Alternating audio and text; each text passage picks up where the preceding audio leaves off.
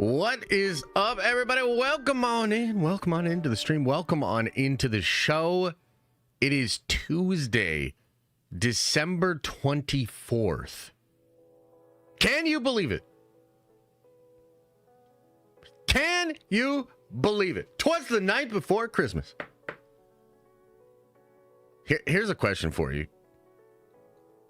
How many of you still have shopping to do? Let me know. Be honest.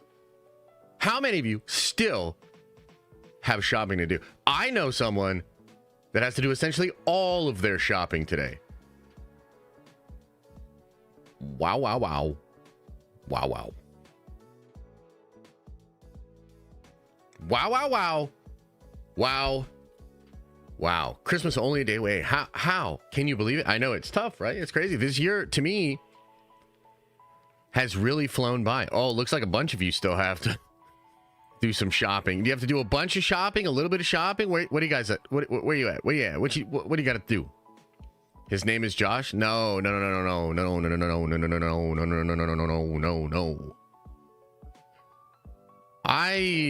I'm lucky, man. I'll be completely honest with you guys.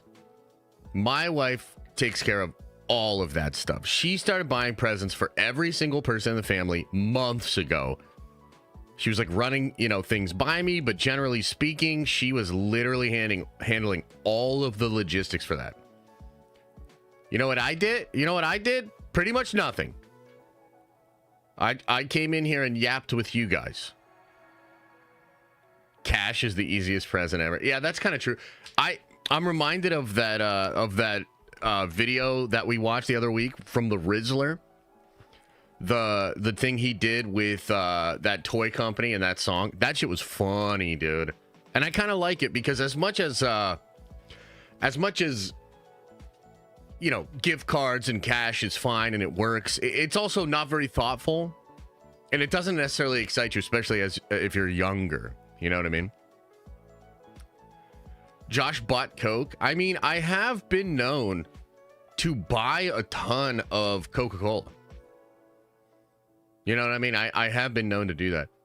Did Star Wars finally get put out of its misery? Is that the good news? That's not the good news. The good news today has to do with James Mangold and some production updates about that film and the fact that it probably is going to be filming relatively soon. We'll get into that, man. Look, Star Wars look, we've got Skeleton Kids tonight. A show that I think by most people's metrics is, I believe the scientific term is it's aight. You know what I mean? It's all right. But not a lot of people watching it. Not a lot of hype around it. But you got Skeleton Kids. And I think, look, the situation with Star Wars is like, brother, it's cooked. You know what I mean? Like, it's cooked. But there are a couple of projects on the horizon that I think, if done properly and if they're really, really good, could get a lot of support and maybe show a way forward for Star Wars. So that's the good news. We're going to talk about that with James Mangold. Who's watching that? I'm not sure. What If been pretty dead so far? Yeah, What If is, What If is, I believe the scientific term is, it's all right. I haven't watched the newest What If. I know there was a new one that came out today. I haven't watched it. I watched the first two. We talked about that yesterday on the stream. But What If, I have my issues with it. I'll probably check out the third episode later today. So we'll talk a little Star Wars. But then, guys, look, it's Christmas Eve. And in the holiday spirit and in the name of celebration and newness and, giving back and all that. Did you just hear my shoulder crack? Holy shit, I'm old AF. In the name of all of that, I thought, what would be cool? Talk a little Warhammer, baby. This is my Christmas present to myself, is that we're now going to talk about Warhammer a little bit today. And I'm going to explain just briefly why I think Warhammer is potentially the next big thing. Obviously, I'm pretty hyped up on it. I'm pretty excited. Can it work as a big franchise, a big IP? That's what we're going to discuss today. And you guys aren't allowed to be upset about it because it's Christmas and this is what I want.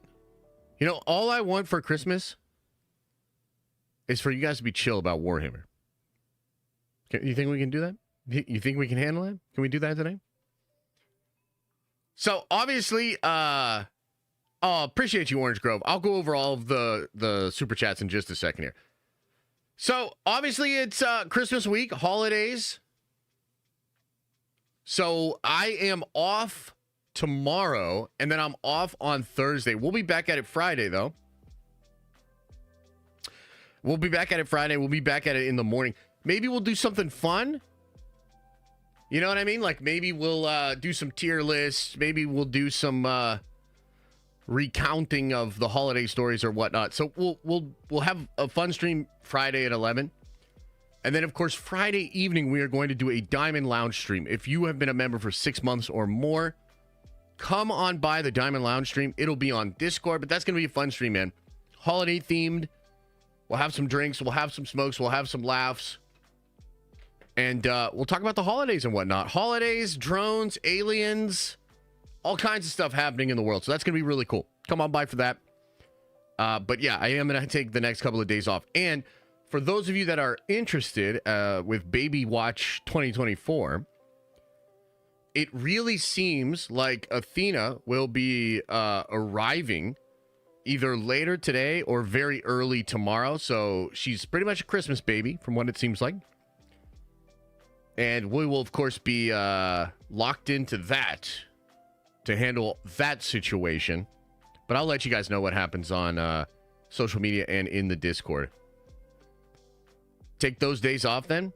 I'm not sure what you mean. Well, we're going to take Christmas and the day after off. I'm still planning on streaming on Friday. Depending on what happens with baby and with mama. Maybe we won't stream on Thursday, but the current plan is we will stream on Friday. Santa's bringing nose beers Friday night. I don't know what that means, and I regret reading it. Merry Christmas, Josh and the Twitch Vengers. Hey, appreciate you, brother. Thanks for all the support, man. And just in general, a lot of support this year. And I really do appreciate that. You know, this was a year where I literally tried to quit YouTube. And I don't know if you've ever had a YouTube channel and then tried to quit. But it can be a little... it can divide your audience a little bit. You know what I mean? So it was cool to be able to literally go through an existential crisis with my community and then get back to business on YouTube and still have a lot of support and stuff. So I really do appreciate it. Now, let me pull up some of these messages, chats, etc. Darth Gengar says, hello and happy holidays. Appreciate you, brother. Thank you. 9 months of support. Crazy. Rossi says, what does 4-quadrant television mean? So 4-quadrant just refers to a way to break down an overall audience. And I believe it goes young to male and male to female, essentially. So, you know, we can just try to find it and pull it up. Let's look it up. But I'm pretty sure that's what it means.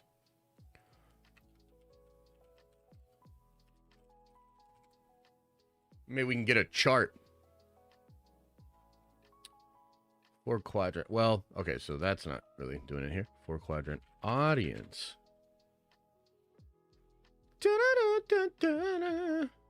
4-quadrant movie model. Yeah. Adult, children, female, male. That's the quadrants. So as you go from one towards the other, and then the age is a big thing. What you're basically saying when you're saying 4-quadrant, you're saying you want young males, young females to like it, or for it to be accessible to young males and young females, and older males and females. So traditionally, you know, depending on what you're going after, the 18 to 35, 18 to 45 demographic is the most appealing to like advertisers and to people within the media, because that group is most active and engaged in like spending money, you know? So yeah, making a 4-quadrant thing is just, it basically is a shorthand way to say mass appeal. You're going after mass appeal. Rossi, thanks for the rose. Mr. JB says, Merry Christmas to you and your family and the Nerd Vendors. Appreciate you, brother. Merry Christmas right back at you. Do you guys got any cool plans, man? I'm excited. You know, I love this time of year. I won't lie. It's very different this year with baby number 2 being a Christmas baby, because normally like the holidays is a time of year where you really slow down and you're very reflective and you take stock of everything in your life. And I tend to get very reflective and grateful towards the holidays. But with baby number 2 here and a lot of the stuff we've been pushing on the business end of things, I've just been like, boom, boom, boom, boom, boom, go, go, go, go, go. So it feels different this year, but I'm still excited. And either way, even if she comes tomorrow, I'll still be excited to get some Christmas time in, you know? Let's see here. Nathan says, Merry Christmas and Happy Holidays to you and your family and all the Nerd Vendors. Thankful for this awesome community and looking forward to 2025. Thank you, brother. Yeah, 2025 is going to pop off. 2026 is going to pop off even more. And then 2027 is going to pop. Kaylin says, Merry Christmas Eve, Nerd Vendors family. Oh, hell yeah. Larold. What up, Larold? Says, Happy Holidays to the nerds. I hope Elisa's feeling good for tomorrow. Had a fever the past few days. Bad timing, but excited to see the fam tonight. Oh, yeah. Oh, that can be tough, man, when you get sick. Right before you're supposed to see people. Can be tough. Appreciate you. Space Trick Cereal says, Horus Sanguinius, 1820. Who we got next, baby? The irony of Star Wars low-key making a perfect young Jedi with a blue fat elephant kid, but Prob won't do shit with it. Yeah, that is pretty funny. Okay, let's talk about the Lion. We'll do this, we'll do this briefly. I'm already squeezing a bunch of Warhammer into the stream, so I'll try to do the Lion quickly. So, I've explained to you guys before that the Primarchs were created by the Emperor, sort of like using chaos magic and a bunch of like weird, demon shit and genetic manipulation. It's almost like you could think of the Emperor of Mankind as like Mr. Sinister from the X-Men, but with like devil shit too. Like some Mephisto stuff. So the Primarchs get scattered throughout the galaxy. The Chaos Gods pull a trick on the Emperor, and they send out his 20 demigod sons all over the galaxy. So the Lion lands as an infant on a planet called Caliban. Caliban, his name is Lionel Johnson. That's his name. Caliban is like a world of Arthurian myth, meaning like King Arthur and shit. Caliban had a bunch of forests, a bunch of knights, a bunch of castles. And Caliban also had a bunch of crazy stuff going on from the warp, which made the normal animals and the prey on that planet get like chaos juiced to the gills. So like giant Fenris wolf type wolves, all sorts of just crazy monsters. As a child, the Lion lands, but he's like a Primarch, right? So he kind of survives by like hiding in the forest and like defeating some of these monsters and stuff like that. He's then found by a knight known as Luthor, and he's brought into a castle, and basically he grows up to become one of the fiercest warriors in the entire Imperium. He's a brutal strategist, incredibly loyal to the Emperor. And one thing that's kind of cool about the Dark Angels is they were given technology that was basically banned or forbidden throughout the Imperium. They call it the Dark Age of technology. So if you watch the Dune stuff, you know how there's the thinking machines? And you're not supposed to have thinking machines, but some people still do, especially in the Dune show. In effect, the Emperor allows the Lion to have some thinking machines. Like he has a Man of Iron. They have all these crazy weapons from a period of mankind that is kind of forgotten. And he's the only Primarch that the Emperor trusts with this sort of stuff. So a savage, brash, Arthurian knight looking dude, Lionel Johnson. He's awesome. Incredible Primarch. Incredible character within the lore. And he just came back in the lore, actually. Orange Grove says, no question today. Just wanted to wish you and the family a very Merry Christmas, Josh. Much love, my friend. Hey, appreciate you, brother. Long-time supporter. Orange Grove 55. Much love, brother. Rossi, again, thank you for the rose. Darboy, thank you for the gifted membership, brother. Jeff says, Merry Christmas and happy 4 years. Holy shit. I'm here for the Unity stuff. Unity. Nerd Vengers for life. Appreciate you, brother. Yeah, Unity does actually take a lot from Warhammer, at least like vibes-wise, stylistic stuff. I mean, I love Warhammer. It's also interesting. If you look back at the lore of Warhammer, oh man, is this a Warhammer stream now? If you look back at the history of Warhammer, some of the 2000 AD comic books, like early Judge Dredd, have a major influence on early Warhammer.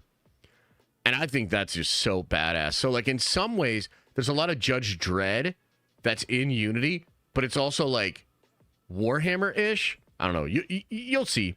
If you've read the first 2 chapters, you probably get it. Kalen says, or rather, Kalen, thank you for gifting a member. Johnbo says, have you thought about how James Gunn is the reason you're getting Warhammer Cavalverse? Also, Merry Christmas and sending good vibes to your fam. Yeah, I mean, I have thought about that. I mean, essentially, Gunn ends the future for Cavill in the DC, right? And that does lead to Cavill pursuing the Warhammer thing in a more serious way. And I remember that week, man. I remember the week that Gunn fires Cavill. And then I think it was like a couple of days later, you get that Hollywood Reporter article that talks about, I have this actually on my desktop. Let me see if I can find this. That first talked about Cavill doing the Warhammer thing. You know, life is kind of strange, the way things happen. But yeah, I mean, the loss of Cavill's Superman technically leads to Warhammer. So yeah, that's absolutely true. In fact, let me grab this. I'll pull this over here. Ba-da-ba-da-ba, ba-da-ba-da-ba. Yeah, and I'll show you guys. I have this on my desktop here.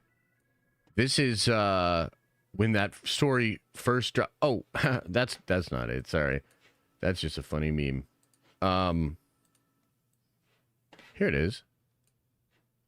Heat Vision, The Hollywood Reporter. Henry Cavill's next play, Warhammer 40,000 series for Amazon. And this was 2 years ago now.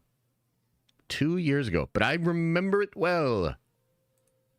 That was a good day. It was pretty true. Secrets Hidden in Sand says, 1, Warhammer Pod win. 2, Valrak collab is a must.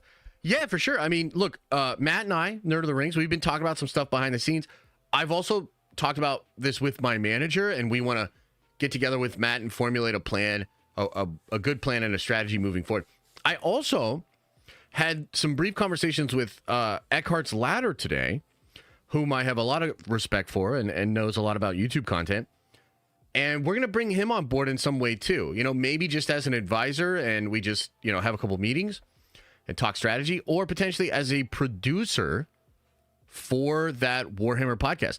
I'm taking this Warhammer podcast incredibly seriously. And you know, this is something I said to Eck today. I kind of view this as going back, the ability to go back to when Star Wars was first popping off, when Marvel was first popping off, and sort of being at the forefront of a wave, but I actually know what the fuck I'm doing when it comes to content.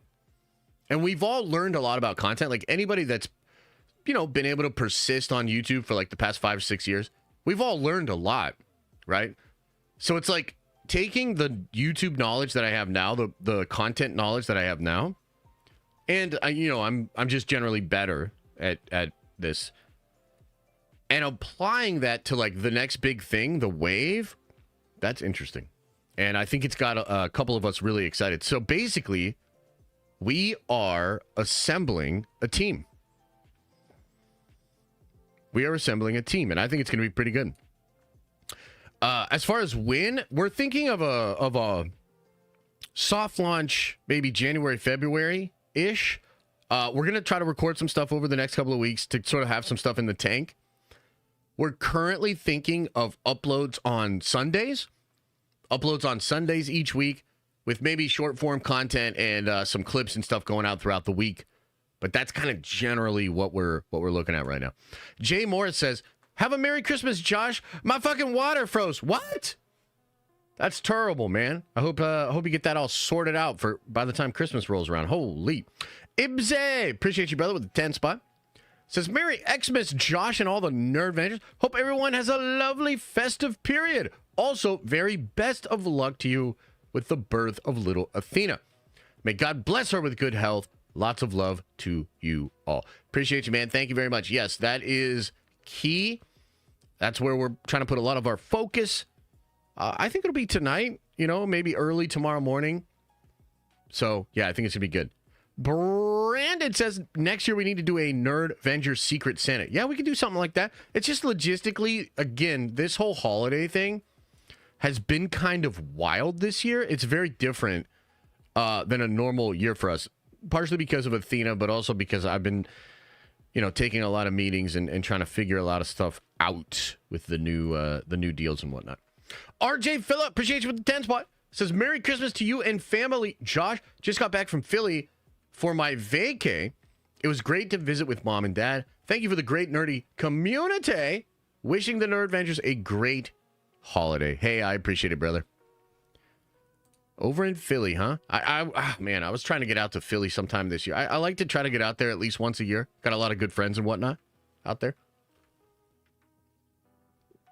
But, yeah, just been challenging. Just been challenging, man. Appreciate you guys. Appreciate you. Hello, Twitch chat. I see you. Hello, YouTube chat. Shall we get into the news, ladies and gentlemen? Shall we get into DOS news? I think it's time. And hey, look, I see those chats. I appreciate those chats. We'll get into the chats and super chats and everything after these two little news segments today. All right? Is that all right? All right, so let's get into this. Let's first talk about this Star Wars news. Let's get this pulled up. This came out yesterday, and it's kind of interesting because there have been a lot of little rumors about the James Mangold Star Wars movie. Of course, there's rumored 16,000 different Rey movies being created. Will Dave Filoni still do his movie? Taika Waititi, is Rogue Squadron back on the menu? A lot of questions when it comes to Star Wars. So let's get into this. Let's read through this article and we'll draw our own conclusion. It says, James Mangold's Star Wars Dawn of the Jedi sets fall 2025 shoot. Recently, THR had House of Cards creator Beau Willimon head to write the script for James Mangold's Star Wars Dawn of the Jedi. Furthermore, a listing now has Dawn of the Jedi shooting next fall. Mangold is expected to begin focusing on the film after the release of A Complete Unknown. It will likely be his next project. Whether it's the next Star Wars movie going into production remains to be seen, as Sean Levy currently in prep to shoot his upcoming Rey trilogy. Wait a gosh dang minute. What? Was Sean Levy actually linked to the Rey trilogy? I mean, we knew about the Rey trilogy. I didn't know I thought Levy's film was a different Rey movie. Because they're doing like 16 of them. What the hell? Let's keep reading. Maybe we'll get some more context here. There is currently a mysterious Star Wars movie scheduled for release on December of 2027. Lucasfilm Disney have not given any details as to what it might be, but my best guess is it's probably Levy or Mangold's projects. What? Dawn of the Jedi will explore the origin of the Jedi, taking place in the earliest era of the Star Wars franchise. The film is set 25,000 years in the past. Willimon, who also wrote Andor, has recently tapped to co-write Dawn of the Jedi with Mangold, and his talented presence has piqued the curiosity of many fans. Lucasfilm hasn't released a Star Wars movie since 2019's The Rise of Skywalker, with Charmin Obed-Chinoy's planned Rey movie currently put on hold. Disney has been betting all of its chips on streaming Andor and The Mandalorian. It's no coincidence, then, that they've decided to release a Mandalorian movie directed by Jon Favreau, set to hit theaters on May 22nd, 2026. With the exception of Mangold and Levy, there are at least 5 other Star Wars projects currently in development. Directors Charmin Obed-Chinoy, Dave Filoni, Donald Glover, Taika Waititi, and Patty Jenkins. Interesting. Okay, so they're just kind of going over the recent bits here. Nothing necessarily super new, although I must say, I'm curious about this Sean Levy thing. Are they implying that Levy's doing the Rey trilogy? I mean, we knew the Rey trilogy was a thing.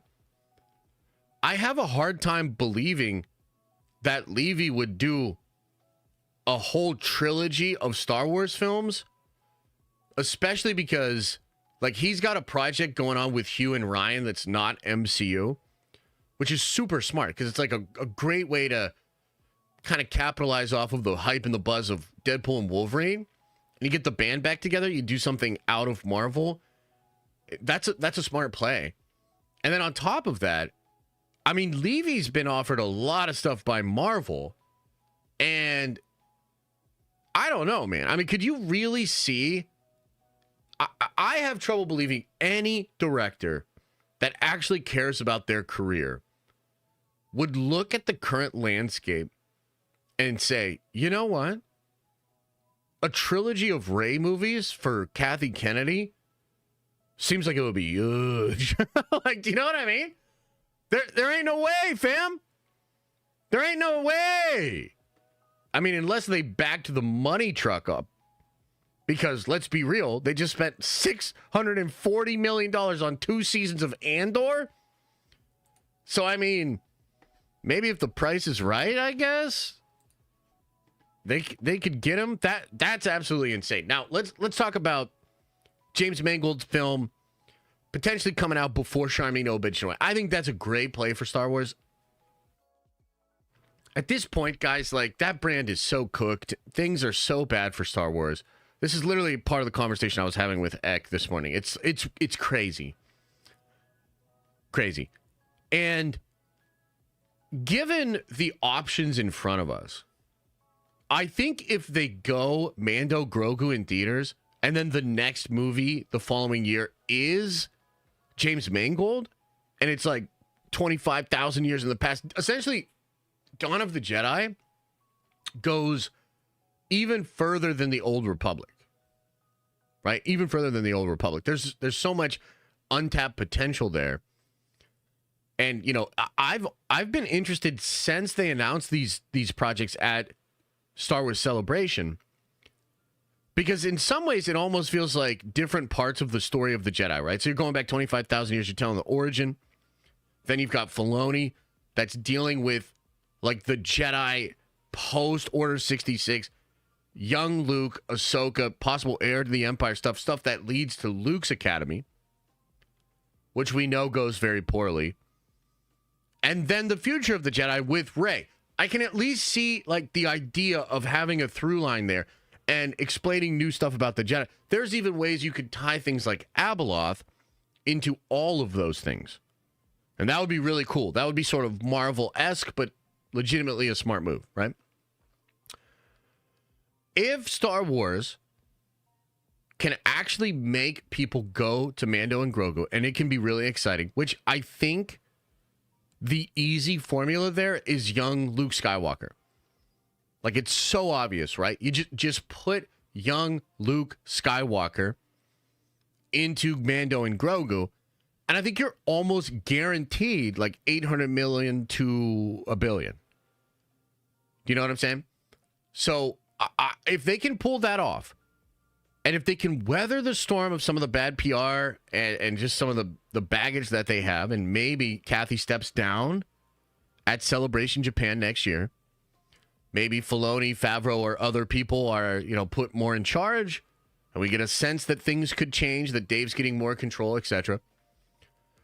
I think the smash formula for them, like the best possible way out of this, is Mando Grogu, Dawn of the Jedi. And look, Dawn of the Jedi could be very good. I really like James Mangold. I didn't see the new Indiana Jones. That has more to do with Kathy Kennedy than it does with Mangold. I love Mangold. I think his filmography is incredible. I love all of his movies. That guy could do something really cool with Star Wars. Like, that's still a very real possibility despite the Indiana Jones stuff. So if they have that come out, if it films late next year and it's ready for 2027 or even, I would say, let's just say 2027. So then you've got Mando Grogu in 2026, stiff year of competition. 2027, you have that movie, another stiff year of competition. But ultimately, James Mangold, Dawn of the Jedi, has so much of a better chance to get box office than Sharmeen Obaid-Chinoy's film, which hopefully is actually canceled and pushed to the side. I think the move after that would be to do Dave's movie. Then all of the sudden, you're talking about Mando Grogu, young Luke Skywalker, Dawn of the Jedi, possible connections to Abeloth and Ahsoka Season 2 and things that they're cooking. And then Dave's version of Dawn of the Jedi with maybe Mara Jade, Luke, some interesting things, right?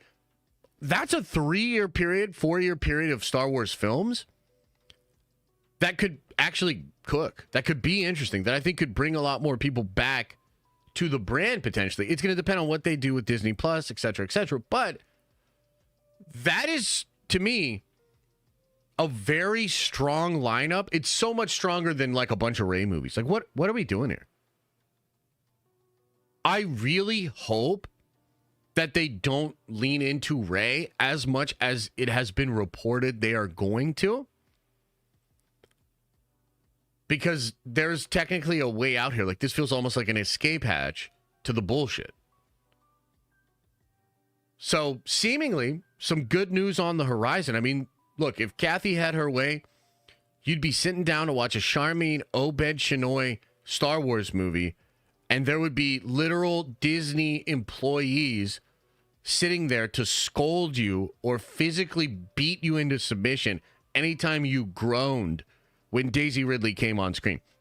You know what? She might even do you like A Clockwork Orange, with the eyes peeled back and the drip drop to keep you looking. And yet, because of maybe the power of the Force, that movie's not ready. They're not going to be able to do that. And so instead, you might have actual filmmakers that can tell an actual story, maybe doing some cool stuff. So I don't know, man. Look, when it comes to Star Wars, it's like tough. It's tough to get excited. It's tough for me to look at this stuff and not just roll my eyes and whine. But there is hope. James Mangold could do something incredible. The Mando Grogu movie could pop off. And Filoni's film could give us just what we need.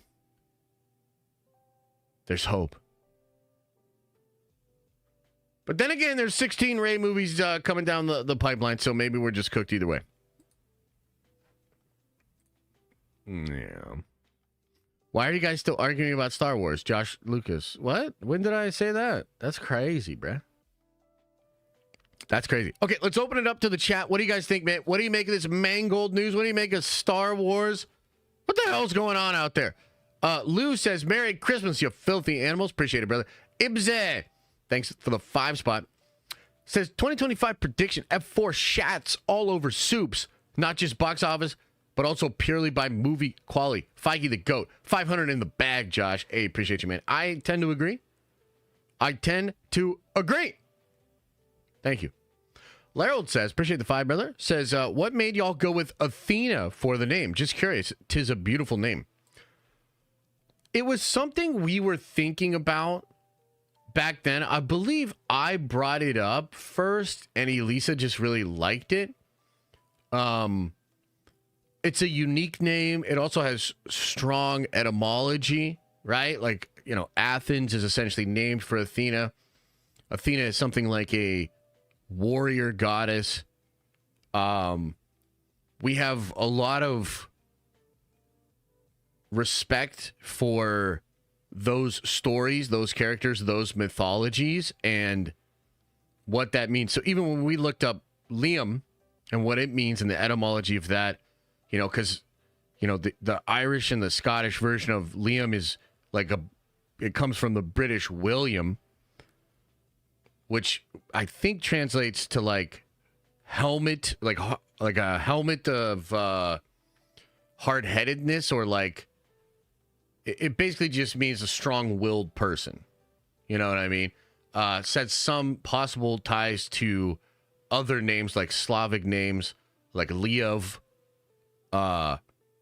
which translates to like lion and like all these. It's very interesting. So we like these names.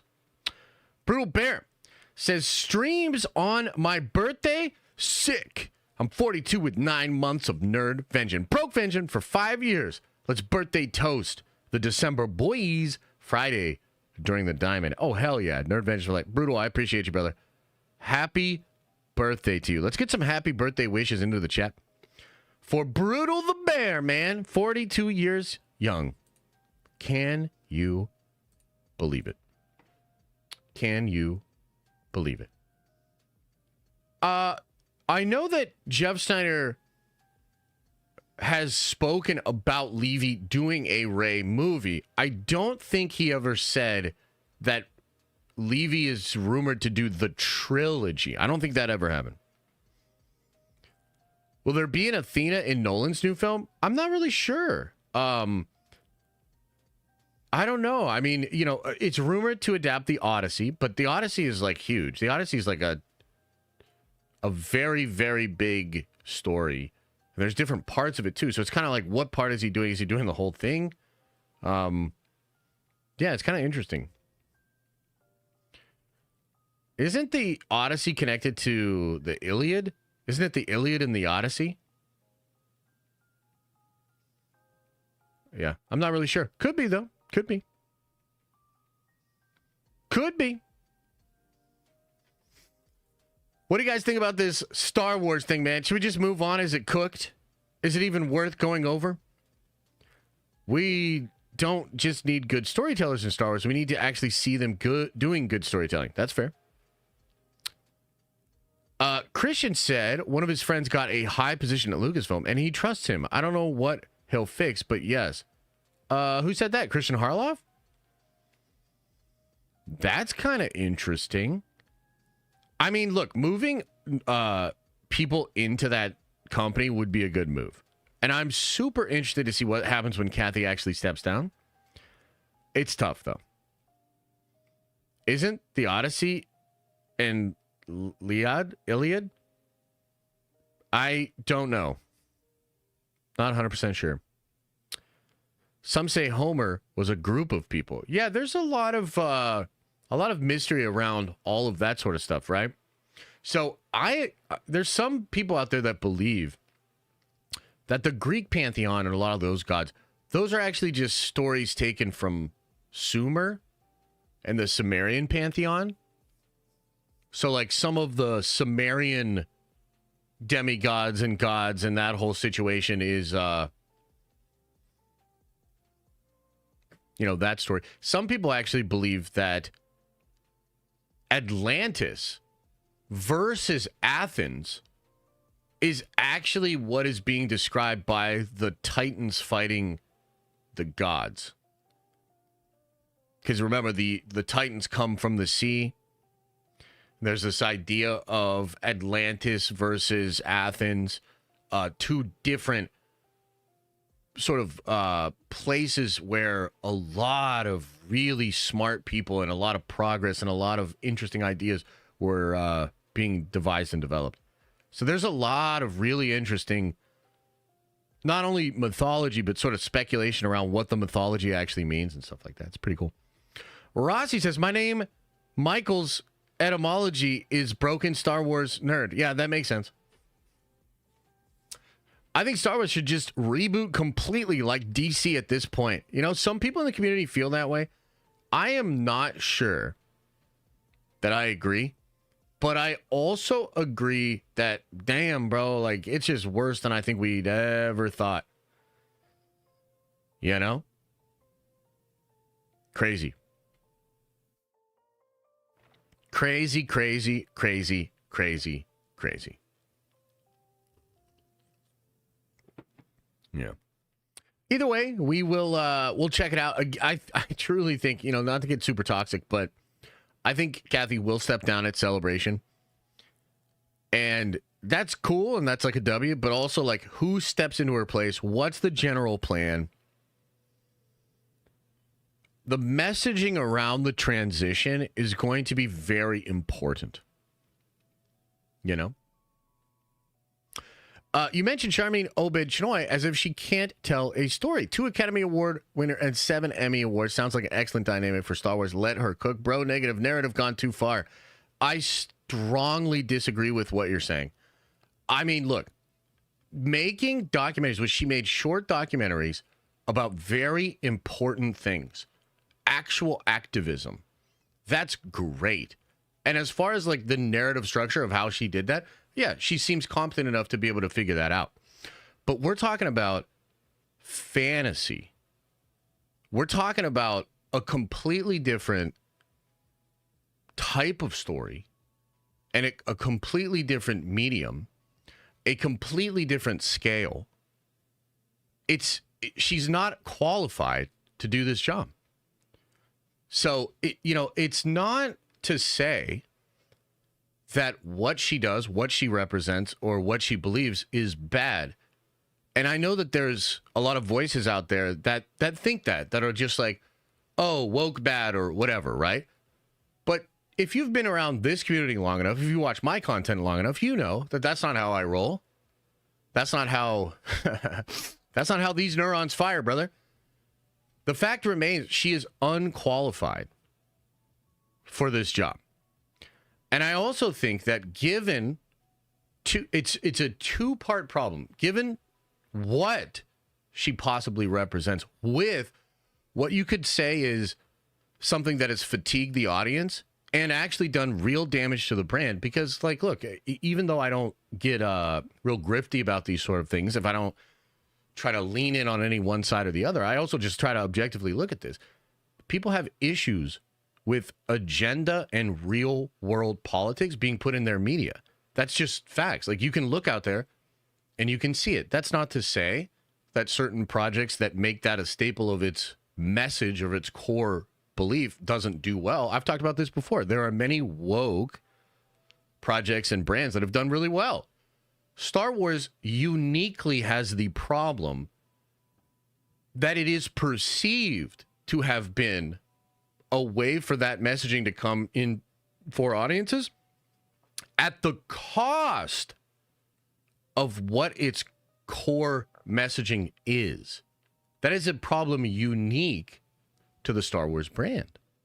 Charmaine Obed-Chinoy is a uniquely bad choice for a Star Wars movie.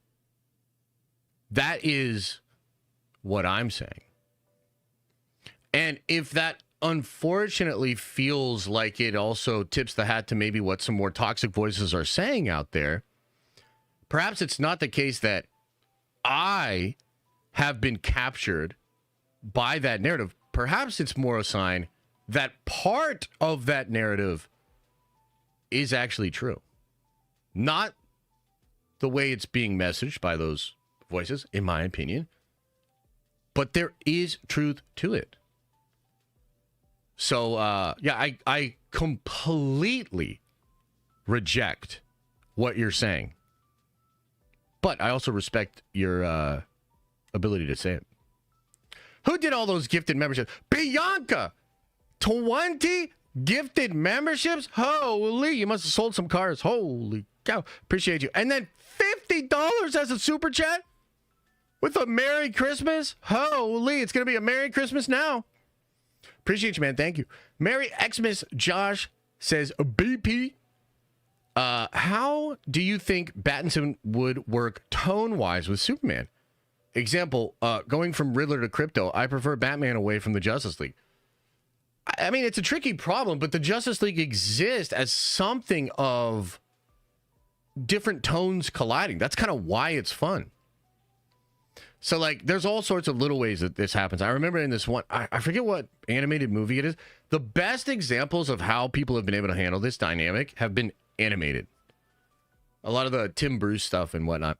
There's this moment in one of the animated pictures where something's like crashing to Earth, or like something's like going to impact the Earth. And they're all sitting there trying to calculate stuff. And Superman says, is there any way I can just move the Earth and then put it back? And Batman says something like, even if I had a whole day, I couldn't explain to you all the reasons why that won't work. And it's just like funny because Superman's just being like a kid from Kansas that happens to be godlike. And Batman's just so calculated. He's just like, Jesus, Clark, like that is just leave the planning to me, you know? And I like how that can come together. The tone, yeah, I suppose the tone is trickier. You can't just make it Batman's tone. But Batman works as almost an antithesis to the tone of the Justice League and many of the characters. He's not a very popular member in a lot of ways, especially after like Tower of Babel and the Doomed story. So, yeah, it's tricky, but it's not impossible. I think that part of the charm comes from the differences. CC Rad says, whoever said let her cook can get out. No, he doesn't have to get out. Love you, Josh. Merry Christmas. 3 cheers for baby Athena. Certainly doesn't have to get out. I like Vandolph the Black, and I understand. I mean, I think this isn't the first time that he's voiced an opinion in this sort of way, which just leads me to believe that like he has an issue with how certain people represent these ideas and these choices. That's valid, and I think that that's a important voice to have in the room. I only can really speak for how I see these things and perceive them. What I say is not law. It's just a take. You know what I mean? And I'm fortunate enough that like enough people care about my takes to be able to do this, right? But I'm not trying to, you know, crush his opinion down. I just strongly disagree with it. And I have reasoned answers as to why. You know what I mean? You know what I'm saying? I don't think we gave enough love to Bianca, man. Bianca, holy. Is Bianca my favorite nerd venture now? I think maybe. Appreciate you. Jedi Mike says, Merry Christmas. My wife and 3 kids love nerd venging. Wishing health and happiness for the new baby Venger in 2025. Holy, brother. Appreciate you, Mike. Glad the family's doing well. Hope you guys have an incredible holiday. Hope you get everything you wanted. Maybe a little Christmas miracle for you, you know? I thought Cool Bear was. No. I mean, we'll see. But Duncan with a 5 spot says, can't stick around long, but wanted to say Merry Christmas, Josh, and Nerd Vengers. Cheers to another great year of nerding out. Much love. Appreciate you, man. Thank you. Okay, guys. Is it time? Is it time to have my Christmas present? Where I get to talk a little bit about Warhammer. Have you guys heard of Warhammer? By the way, really excited. I hope that Charmin Obed Chinoy comes over to direct some Warhammer, you know?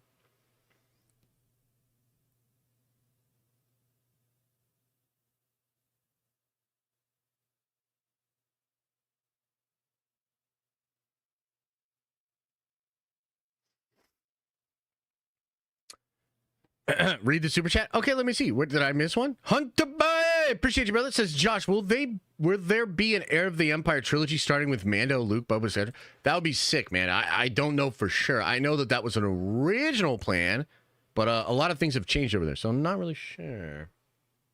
Sarcasm is not that serious, but she is not qualified. Yeah, I mean, I stand behind that. I think that, I mean, here's what it is, man. She's uniquely unqualified because of where that brand is at, because of some of the fatigue within the audience of that brand, because of some of the narratives that have really divided the fandom, and also because she is just literally not qualified. Like, she's done short content. She has done some stuff with shows. Like, she worked a little bit on Miss Marvel. But she has never done a feature. She has never worked on a budgeted show. Like, I don't know what the budget was for Miss Marvel, but it was very low. Compared to something like Star Wars that spent $600 million on 2 seasons that nobody watches. So, yeah, she's uniquely unqualified. And a very bad choice. Like, let's just be real. That's a very bad choice. Okay? You might not like to hear that. You might think it's uncomfortable. That is my professional opinion. Uniquely bad choice. But also, I mean, that seems kind of par for the course for Kathy and Kennedy. I want to be honest with you. Chandler, appreciate you coming into the Nerd Vengers. You probably just signed up because you know we're about to talk about Warhammer.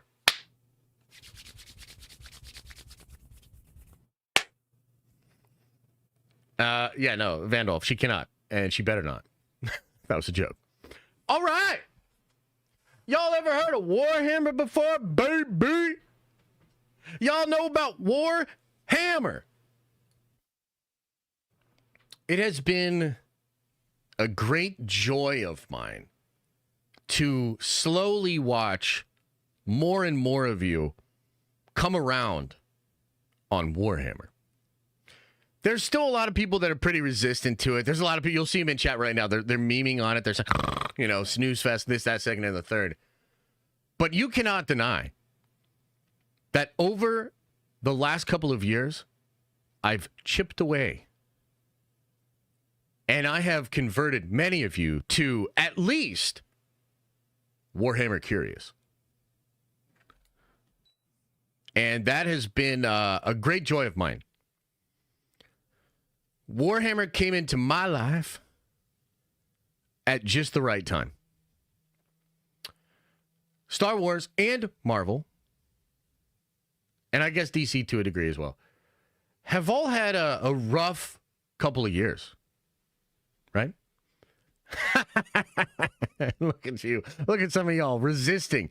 You can resist the God Emperor, but that heresy comes with consequences. Rossi! Gift him 5 members. Appreciate you, brother. Rossi, are you now my favorite Nerd Venger? No, it's Bianca. Okay. And also Austin. Austin's the best, too. But Duncan, appreciate you. Who's getting me a Warhammer army for Christmas? Hey, maybe we'll figure that out. So, because of what I do, I literally wake up almost every day and I look stuff up about Marvel, I look stuff up about Star Wars, and it has kind of been like watching footage of like a broadcasted war or something. It has not been great. The fall off of Star Wars is kind of unbelievable. Someday I'm literally going to write a book about it. Like, for real. I actually talked to my team about this. I want to write a book about what it was like covering Star Wars as Star Wars was destroyed. It was a fascinating perspective to have on it, truly. And even Marvel, I mean, let's be real. Marvel had a crazy fall off over the past couple of years. You know, look, I was talking to Eck today about some stuff, and, you know, we were just, you know, going back and forth on some stuff, and he said, yeah, I started a Marvel channel a couple of years ago. Worst possible timing. The interest, I mean, brother, Phase 4, what the fuck were they thinking? Like, let's just be real. That shit was crazy. They're lucky. They should think they're lucky stars that they have a way out that I think they can turn that thing around. But in all seriousness, every Marvel YouTuber knows this. Interest went way down over the past couple of years. It's been rough out here. So, as a super big nerd, as somebody that's kind of like pot committed to these franchises in a way, I run a channel called The Den of Nerds. Most of our content is Marvel. I have had massive videos and massive months covering Star Wars. It's what I do. So I was getting fatigued, just like I think many of the fans are getting fatigued. But for me, it was extra fatiguing because it's what I did as a job. It was like there's almost no escaping it. You know what I mean? It's not like I can just chill out on Star Wars or Marvel for a while. It's always in my peripheral. And I'm going to be real. It got kind of rough. I got a little depressed. There were some rough times. And I couldn't love it the way that I did before. Right? Like I just found myself not being able to love it the way I did before. And then enter the glorious golden emperor of mankind. I had always been aware of Warhammer as a nerd that would go to comic shops or game stores. How many of you guys go to game stores? You know, play Magic the Gathering, Yu-Gi-Oh, Pokemon cards, do Dungeons and Dragons with a group. How many of you guys have done this? It's been a big part of my life. You know what I mean? I'm not a hashtag fake nerd girl. I'm a real nerd boy. So my whole nerdy life, I had sort of been aware of Warhammer as far as what it was. A couple of times, like I remember one thing in particular, I saw a bunch of Warhammer posters in a room, and I was there to play probably Magic or some other game. And I remember just being like, yo, those Warhammer posters look sick. I don't know anything about it, but Warhammer looks sick. Or like I'd go to a community night to play a bunch of games with people, and then there'd be this group off in the corner with all these like crazy looking models, right? And they're like looking, honestly, a little too serious about it. And we'd be like, oh, okay, those are the Warhammer players, right? So I had sort of always been aware of Warhammer, but it had always felt just so foreign, so different than all this other stuff that I was into. So I never like really got into it. Okay? The thing that really got me into it was actually a Magic the Gathering set where they did Warhammer cards. Now, at the time, I was about as into Magic the Gathering as you can be. And I still love Magic the Gathering. Haven't really bought any or built decks or anything in a long time. But I'm very excited for the Marvel stuff coming. And I think Magic the Gathering is maybe one of the greatest games ever created. That's not cap. That game design, even from the initial, like, Garfield, you know, kind of stuff, and then what it becomes later on, I truly believe that Magic the Gathering is maybe one of the best games ever created. It's just so fun. It's got elements of like advanced rock, paper, scissors or whatever. But look, this isn't about Magic. The point is, Magic the Gathering did a whole set of Warhammer stuff. And so then, as you do when you're really into stuff, you go to YouTube and you watch videos and you watch streams about the thing. And I remember it was a couple of things. There were a couple of channels that just cover Magic, and then they also happened to be in a Warhammer. And they were kind of making the point of like, wow, this set looks incredible because as a Warhammer fan, I can see how this card was inspired by this piece of lore. And I was like, yo, that piece of lore is really interesting. This took me to watch the lore videos of Warhammer. And, man, y'all ever seen that movie called The Fountain with Hugh Jackman? There's a famous meme from that movie when he's, like, looking upon the glory of the universe, and it's just blinding him. And he's, like, looking up. That's what it was like for me checking out the Warhammer lore. You know, some people ask me sometimes, what does nerdy mean? What does it mean to be a nerd, right? Because I think it has somewhat of a negative connotation from, like, past generations, et cetera, which, by the way, we've taken the word back. The nerds have won. But what does it mean? Well, it means that somebody that's nerdy goes way past the surface level and will go spend their own time to become educated and experienced in the thing that they enjoy. So some people will just say, yeah, I like Star Wars. Some people will go read the Star Wars books, watch the documentaries, analyze the films, and try to become somewhat of an expert. That's a nerdy person. A nerd is somebody that goes deep. And I think we've all experienced that, right? I mean, if you think about some of the content that popped off when Star Wars was first coming out, you know, people were really excited about the theories, or they wanted to learn about the books, or like this, that, second, and the third. People watched the film, or they saw the advertisement, and then they went to further enjoy the franchise through unofficial means. YouTube content, podcast, Reddit. We go deep. Nerds go deep. Right? Yeah. Balls deep.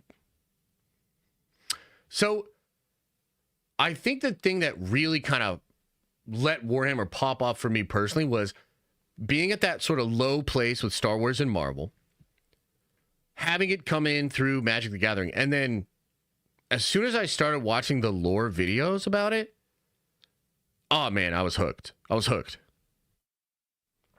Now, initially, this was only because I wanted to know more about the Magic cards, and I wanted to be like educated, right? I was like, okay, I want to be educated on this stuff because when we're at the table, you know, I want to play my Necron deck. I want to explain what the Necrons are, give a little nerdy context, because that stuff's fun. It ended up going so much deeper than that. I was so hooked in by that lore. It is expansive. It's like everywhere you look within Warhammer, there's not just like lore on it. There's like libraries of lore. So like as just one example, right? The Space Marines themselves, every chapter of Space Marine, which is essentially something that's created because of the differences of the Primarchs and where they grew up, etc., etc., every single chapter is unique. The Grey Knights are like Arthurian knights that specifically fight demons. So they're like crusading, magic-wielding knights that fight demons. That's their speciality. They're also a secret. They were founded by Malkador the Sigillite, who's like this Merlin within Warhammer. They're fascinating. They're secret. Some people don't even know that they exist, right? And then you have the Dark Angels. They're Arthurian knights, but they're an established chapter. Everybody knows about the Dark Angels. They have a aesthetic that is Arthurian. They have different segments of their own chapters because they're very strategic. So they have like the Deathwing, which is like their chunky boys, tanky boys. Then they have the Ravenwing, which are like, they dress different, they look different. They're usually on bikes, and they're very fast. They're like the cavalry, right? And then you have like your regular armor. It's all segmented. There's a lot of lore there. There's the Blood Angels, who are all vampires. There's the Space Wolves, who are all Viking, Norse mythology, god-wielding, Fenris, wolf-riding werewolves, even at some points, right?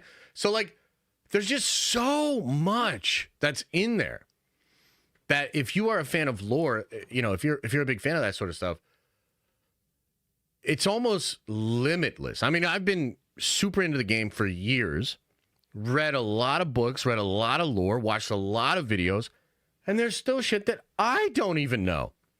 There's still stuff that I need to learn. There's stuff I need clarified. It's a lot. And on top of that, the models and the actual tabletop game, that's the primary aspect of what they call the hobby. And it's cool because the mentality is so different. I think this is actually one of the core things that sets Warhammer apart.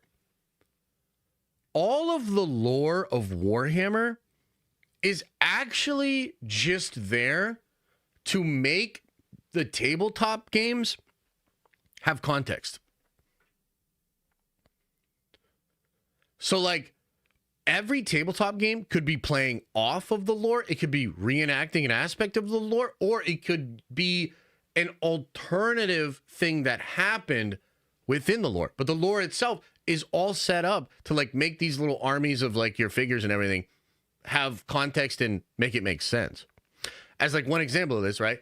Like you could play a 2v2 and I could play an Imperial army and my friend could play a Chaos army and we could play together. But you probably wouldn't. Because why would it make sense for an Imperial army to team up with a Chaos army? You'd have to like make that make sense story-wise. And you probably wouldn't do it.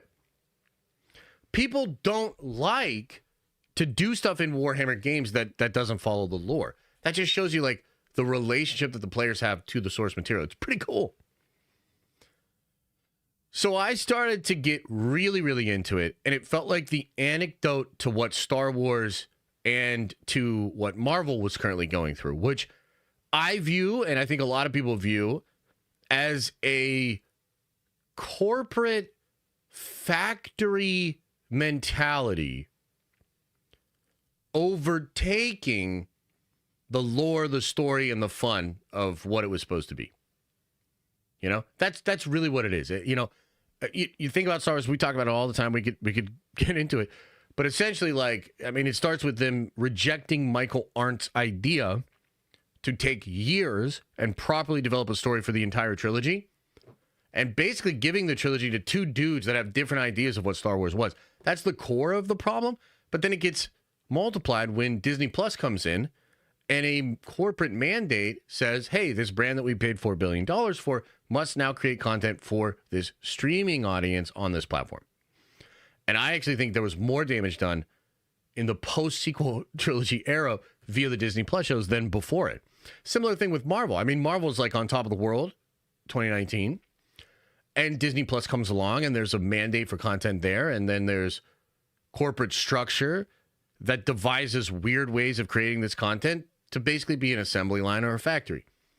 And it loses a lot of its joy. It loses a lot of the fun. And by the way, currently Warhammer fans are terrified that that's also going to happen with Warhammer. They're really scared. So I started to get into it, man, and I really did fall in love. And then I did something absolutely wild. Some of you guys have heard this story before, but it was one of the coolest things I've ever done, frankly. And it made a serious impact. So I've got a core group of friends. I've got a lot of friends, right? But I've got a core group of friends. It's us four. We do a lot of gaming together. You know, sometimes we'll try to take trips to go to gaming conventions or Comic-Cons together and stuff like that. We've been friends for a long time.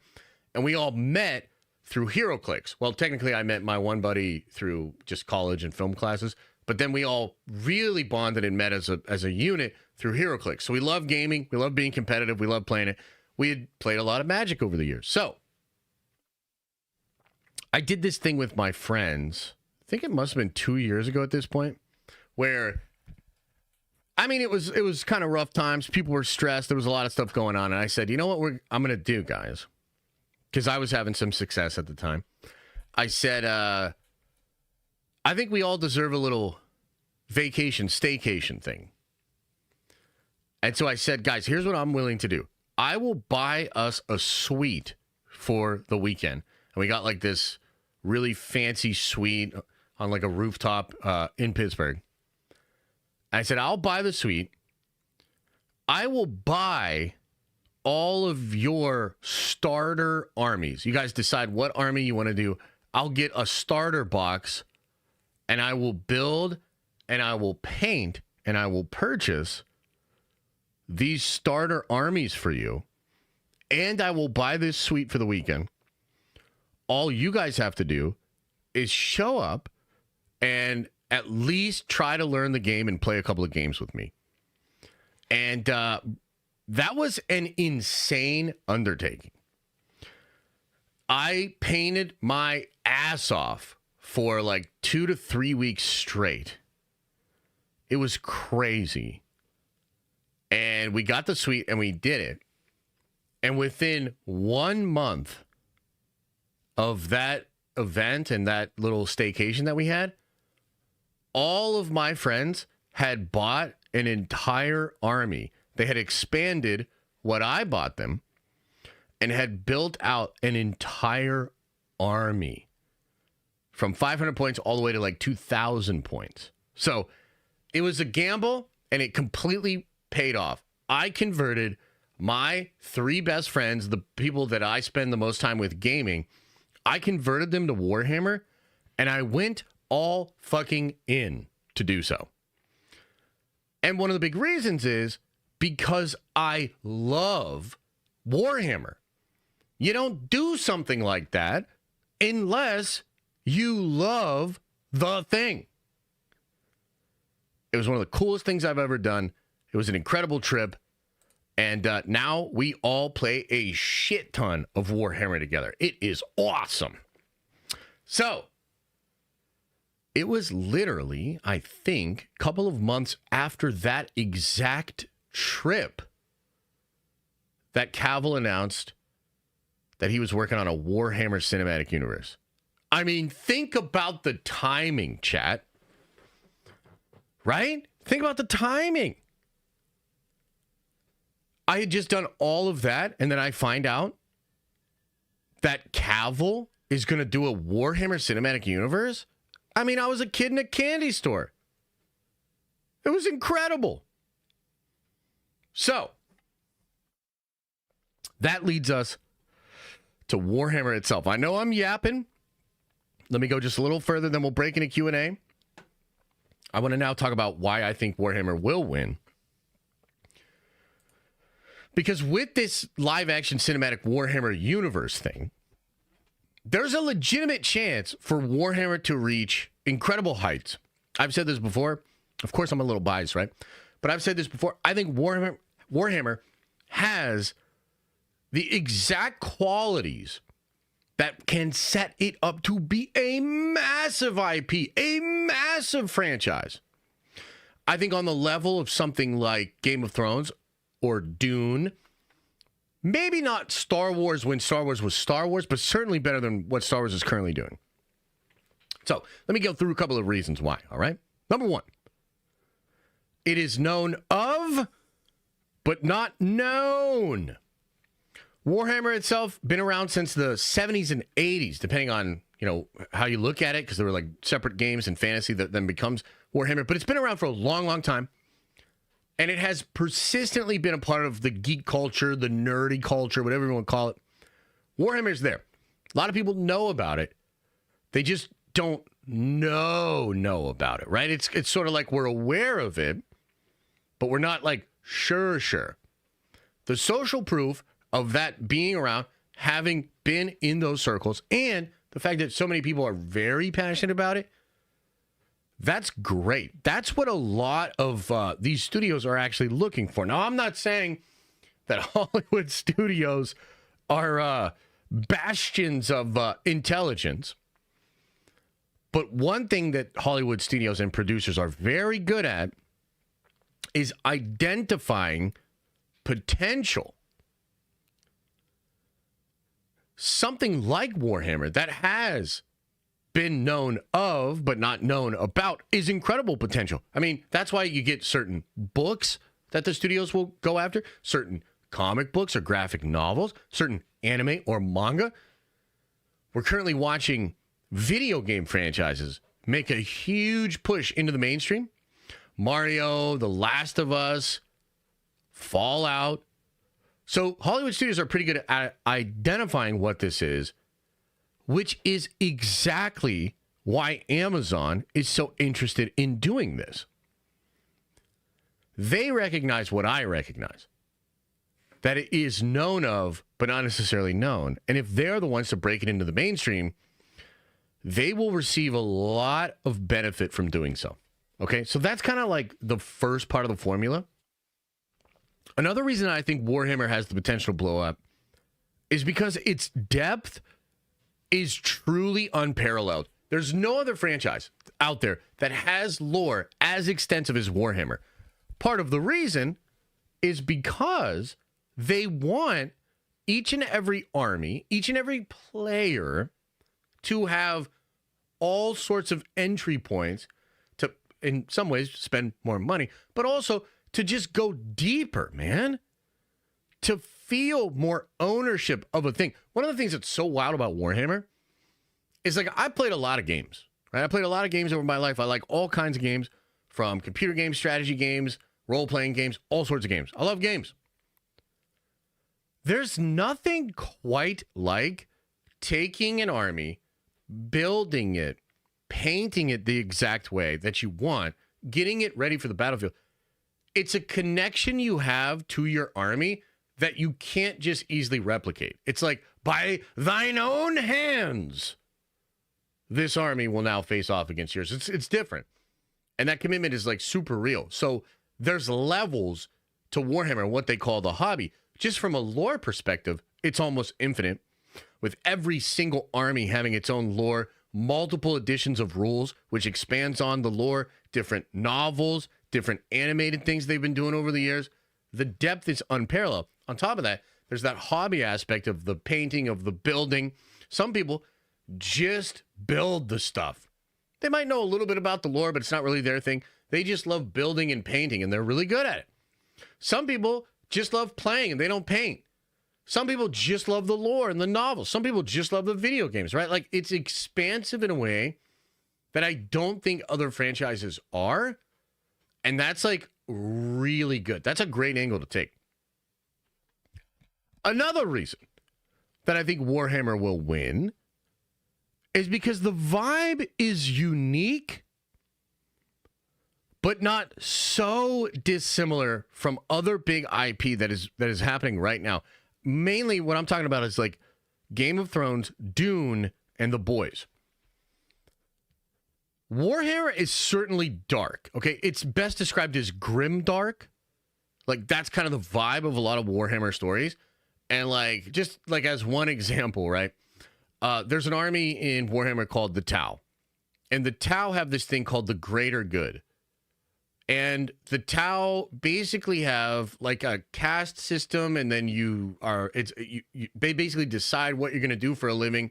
And it's all in service of, like, the greater good. It actually sounds similar to what they're doing in Skeleton Kids with At-Atten and, like, the Great Work or whatever they call it, right?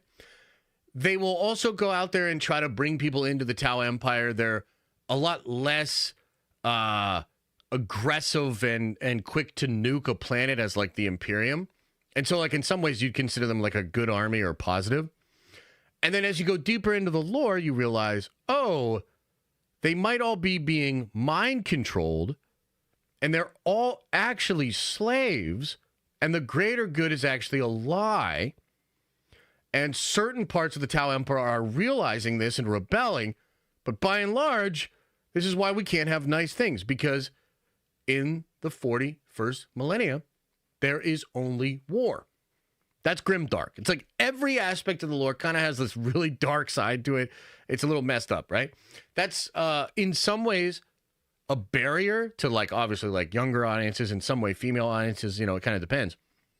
But I would argue Game of Thrones is able to thrive and exist with similar vibes. I mean, I think part of what makes George's story so interesting is the fact that there's no real good guys. Everybody's morally gray. And therefore, you can root for a character and then want them to lose in, like, the same episode, right? It's pretty interesting. I would say Dune is doing similar things. I mean, especially after this crazy jihad that's about to happen with Paul. If you look at what Frank Herbert was writing, what he's really dealing with, those themes. I mean, Dune is, like, layered, it's deep, and Dune is dark. Dune is dark. I mean, the whole movie, right, the second one, is about Paul not wanting to fulfill his destiny because it will lead to the deaths of billions of people. Billions. And that's kind of dark, and people seem to fuck with it. And then, of course, there's The Boys. I think The Boys is actually weirdly similar to a lot of the vibes that are in Warhammer. Probably because, you know, Garth Ennis, you know, was really emulating a lot of that early 2000 AD Judge Dredd stuff, and a lot of the like basically some of that stuff's almost satire, and certain parts of Warhammer you can read as dark satire, just showing you how things can go so awry due to like bureaucracy and authoritarianism and a lack of communication, right? Like it's kind of satirical how bad that stuff is, right? But I think The Boys focuses on that. Like The Boys takes that angle of like, oh yeah, this is dark, this is going to be violent, this is going to be crazy. Oh, and also corporations don't really care about people. It's all about messaging and numbers and this, that, second, and the third. These people are bad. These people are bad. Everybody's bad. What are we going to do, right? So that idea is in The Boys, and I think it actually would carry over quite well into Warhammer. And then my last point. This is the real kicker here. And I think this is maybe the real secret sauce of what could make Warhammer the next big thing. It is untapped potential in live action and can be true spectacle. I think one of the things that is missing from Star Wars right now is that people forget that the first Star Wars movie and Empire and Jedi pushed the limits of what spectacle could be like in the movie theaters. The first shot of Star Wars and the Drexta camera and like those models and ILM and all that sort of stuff. The way you've heard other people talk about this before, but the way that like you go past the Tantive 4 and then it's the Star Destroyer and then it's just like going and going and you're seeing like the rivets and the shadow. It was spectacle. Before that, the biggest science fiction movie of all time was 2001: A Space Odyssey by Kubrick, which is a great movie and has spectacle in its own right. But it's not the same thing as Star Wars. Like Star Wars created spectacle of world. This world was truly magical and crazy. I think Lord of the Rings did a similar thing. Peter Jackson's Lord of the Rings, it's visual spectacle. And I think this is one of the things that's actually holding Dune back. Because Dune is cool, but it has like a subdued visual language. Like literally. It's just subdued. The ships look subdued. The architecture looks subdued. It's not spectacle. Not really. Warhammer has incredible architecture, gothic vibes, crazy big spires and statues and churches, cathedrals. The armor itself is designed to be spectacle because, again, going back to the models and how the tabletop funnels all of this stuff, you want really dope shit on the tabletop. You don't want to build a model of like just some dude in a cloak or whatever, right? You want spectacle. And because that visual excitement would basically drive sales for people to play the game, it became a part of the lore. So people love that shit, man. There are tanks out there that are walking cathedrals for like the Sisters of Battle and stuff like that. Epic, man. So the architecture, the design of the armor and the models and the characters. Then you have the warp. Okay? The warp is essentially a parallel universe to our own that like imprints emotion and belief from like organic beings.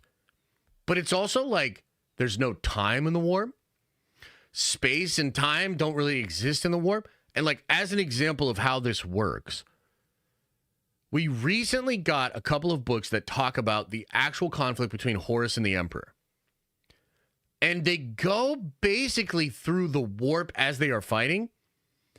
And it gets super surreal and trippy. The visuals are crazy. So at one point in that battle, they are sitting across from each other, flipping tarot cards. And there's like this moment where Horus flips a card that has a door, and then he actually bursts through the door and punches the Emperor in the face, and then they're like actually fighting again. And then there's a moment in that fight where Horus has essentially beaten the Emperor, and then this figure that comes in that Horus has a lot of respect for, and that figure basically tells Horus, like, you've beaten him. You don't need the Chaos God's power anymore. Relinquish it and defeat the Emperor as Horus, not as a puppet, but as Horus. And then that ends up being the Emperor's voice working through warp magic to try to trick Horus. He lets his guard down, and the Emperor's like, I got you, bitch, you know? Visually, that's just a ton of untapped potential. Very cool stuff that you could do with that.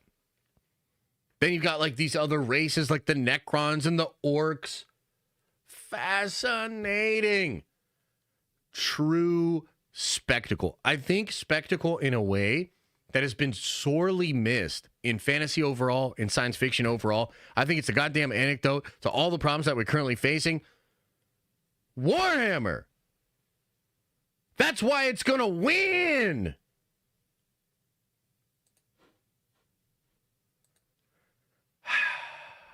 Man.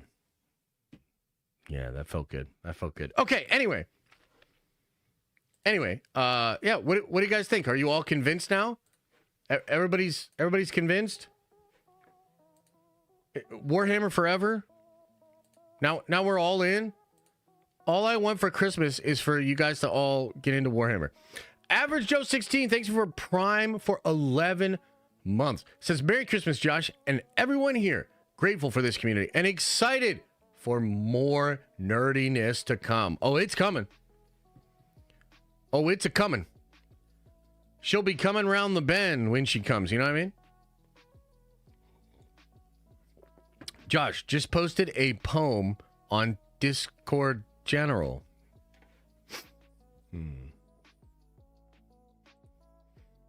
Discord General poem. Oh boy, here we go. 'Twas the night before Christmas, and all through the tower, 11 a.m. JST was the nerd-venging hour. Athena is coming, Elisa the true hero. Later, I hope they relax and enjoy a ice-cold beero. Wishing you all the love and the best Xmas cheer. And hope you don't forget that ranch is S tier. Wow, well done. Wow, well done. Well done, brother. It's a good poem. I think a live-action adaptation would pique my interest more into the lore. Yeah, I agree. I think that's just what it's going to take for people. That's kind of the thing. That's why I think it's going to be a wave, essentially, because once the live-action stuff comes, I mean, that's just super accessible, right? Super accessible. Okay, let's see here. But Duncan says, who's getting me a Warhammer army for Christmas? Well, next year, as we get into Warhammer more and as Matt and I start this podcast, we will certainly do some giveaways, man. We will do some giveaways. We will get some armies out there for you guys because you needs it. Because you needs it. Verse says with a 10 spot, appreciate you, brother. Merry Christmas, Josh. Happy holidays to you and your wonderful family. Fantastic Four over Superman. 100%. Early gift from Marvel. Hickman writing 2025 summer event called, wait for it, Imperium. I know, I saw that. I'm super excited. I don't know what Imperium is going to be. I think it's connected to the Shi'ar. And I also think that Marvel's so smart about letting Hickman come in and do these major shakeups and these status quo changes, and then also letting the MCU adapt some of that stuff moving forward. So, like, I think it's possible that the next saga is a mutant saga, but it also has a lot of cosmic elements. Like, a lot of rumors right now that Annihilus and the cosmic side of Marvel is going to play a big role. I mean, you got the Nova show, you know, you got Eternals and stuff like that, right? So it's probably really smart to get Hickman in there right now to be revamping that shit. Whoo! I'm excited. BP Kinraid says, can't wait for the Cavaliers. Do you think we're going to get live action Gavro Loken? Oh, dude, Loken? Yeah, maybe. Isn't that who I was just describing, actually? P.S. What's the best Daredevil comic run to get into? Ooh, it's tough, man. I mean, you got early Frank Miller stuff, right? You got great Charles Soule stuff. Mark Waid did a good run. Bendis did a good run. It's hard. I would say start with some Frank Miller stuff, like Maybe Born Again. Man Without Fear. Yeah, that kind of stuff, I would say.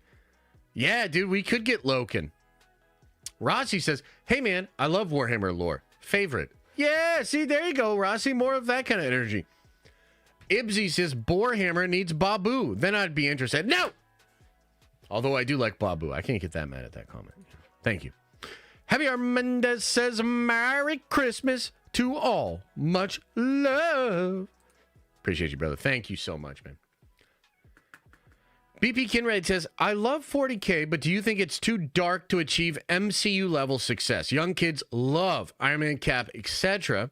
Can't see 40K reaching kids the same way. Man, I got to tell you, these kids are cooked. I mean, you say the kids love Iron Man, Cap, etc. I think the kids love Deadpool and Wolverine. I think the kids like knowing what pegging is and shit. I think these kids are cooked. So to answer your question, do I think it can achieve MCU level success?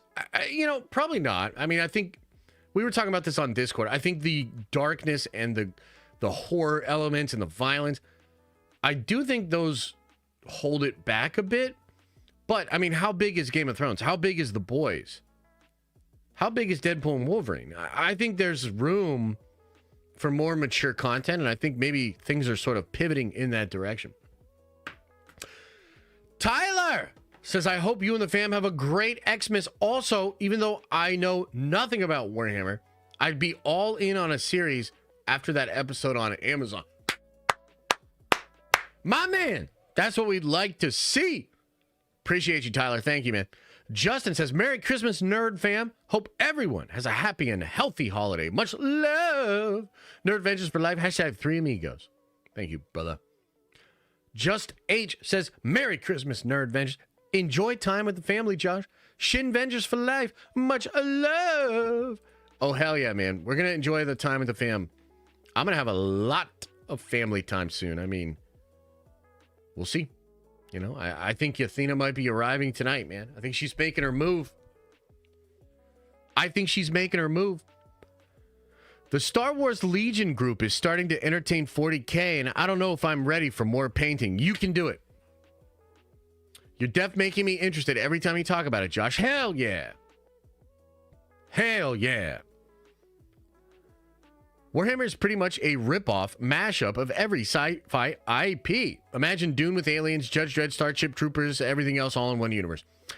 Yeah, I mean, I think that it's derivative of a lot of those popular things, for sure. And I think if you look at the way it was first assembled, I mean, it was just like, especially like the fantasy side, where it was just like an RPG. It's just like a sandbox to have certain kind of stories, etc., etc. But I mean, you know, a lot of people think Dune is like the OG and everything derives from Dune. Asimov's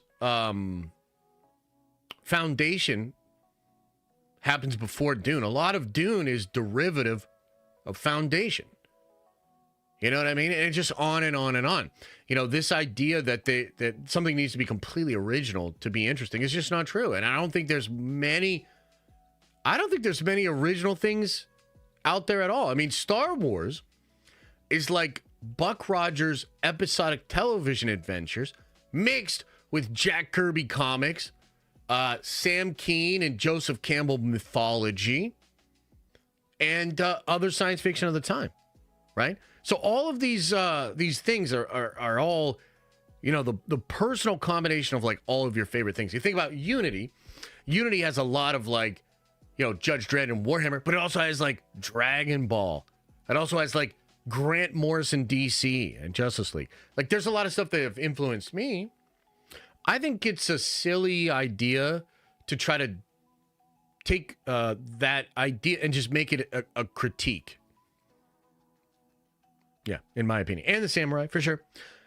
Braden says, your Rebel Moon take should keep you cautious in predicting Warhammer's potential. You don't say that! Still excited, though. Nerd Ventures for Life. Any Unity updates? I got to check back in with the team, man. It's just been a crazy time right now. Just been a crazy time. Vandolph says, orcs with windows down. Daga, daga, daga. Dude, orcs are crazy.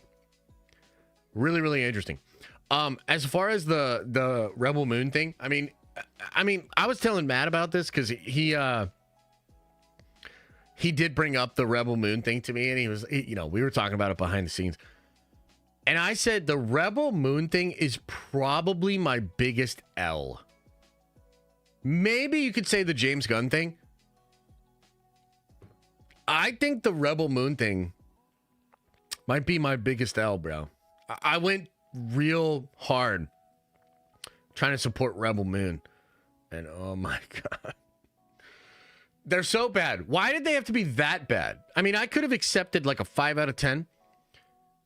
You know, if it was mid, I could have glazed it still. Rebel Moon is so bad that I can't even. It's pretty bad. BP Kinyard says, my last one, Liverpool, top of the league, Marvel backup, KK gonna be gone?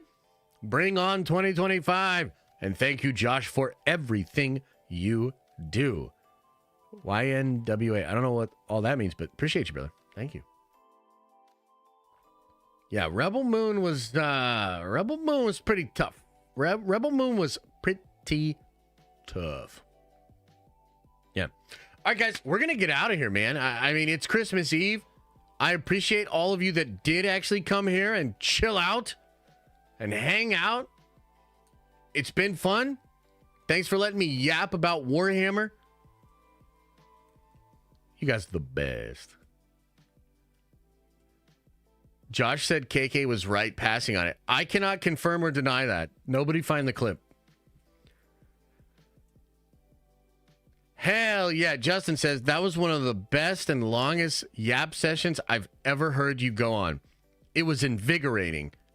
It made me not even want to play Rivals and just watch Warhammer videos for the rest of the day. Hell yeah, Justin. W's in chat for Justin. Woo! My man. Nate says, Merry Christmas, Josh, to you and the fam. Hope it's a great one. Appreciate you, Nate. Thank you, man. I think it's going to be a good one. I know Elisa is going to be very excited to have this little baby. It gets to a certain point where all the mom wants is the baby to be out. No culty? No, not today, brother. We've almost gone 2 hours already. I got to go get some family stuff planned. A lot of stuff going on.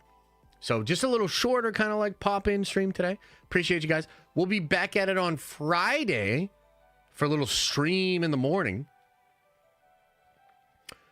Go on the podcast with Theory. He said he would love to have you on again. Yeah, we're going to try to work that out. We'll try to work that out for 2025. I would love to get back on the show, but I'd prefer there to be something actually exciting going on with Star Wars. Otherwise, we'll all get on there and it'll be like 3 grumpy nerds sitting around the bar like, yeah, remember when Star Wars used to be good? Jesus Christ, what the fuck happened? You know what I mean? That's not necessarily all that entertaining. I'm suing you for defamation of character. Call me Drake, but whoa! Holy, Justin. Hey, look, we're just having fun over here. You know, I thought it was cool that you're very into Warhammer now. Yeah. We are still good with grumpy nerds talking at the bar. I get it, and perhaps that's what will happen, okay? We'll get it done.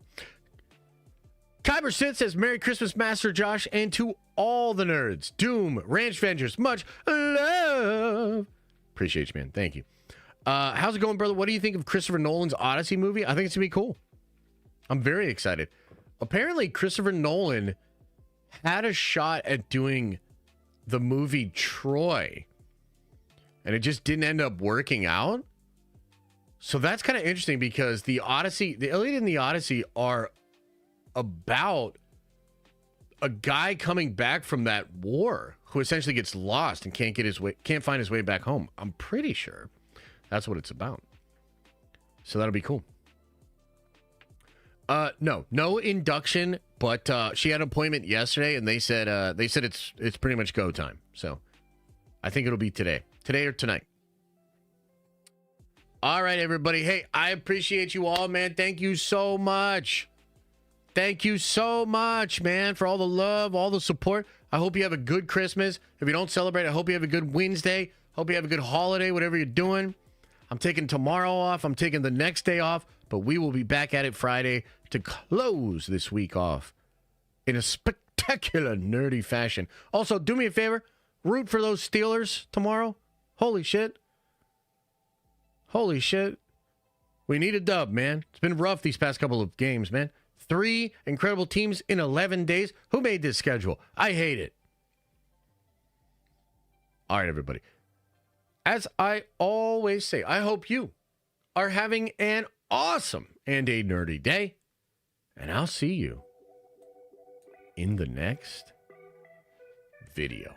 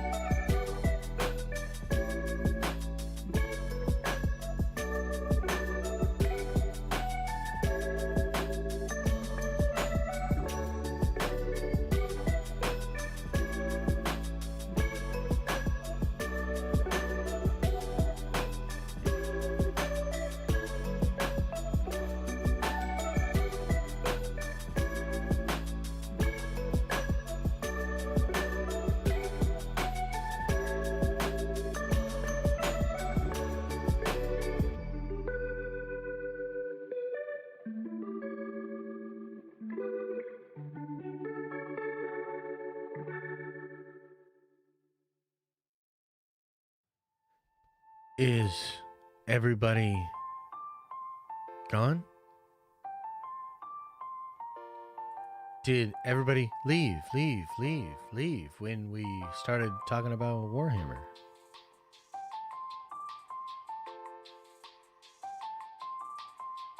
Another happy landing, man. Another lovely stream with you all. Appreciate you.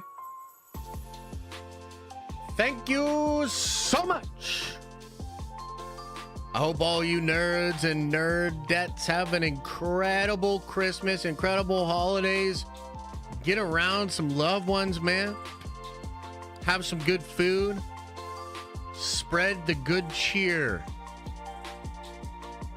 But also, and Rossi, thank you for the gifted membership. Also, don't forget to open up your third eye. And wash out your stinky butthole. You don't want to have a stinky butt when you're with the family, man. Oh, it's a great time. Everybody's home for the holidays. Who's that stinky motherfucker in the room? I knew he didn't wash his butt out, man. What the fuck? Holy shit.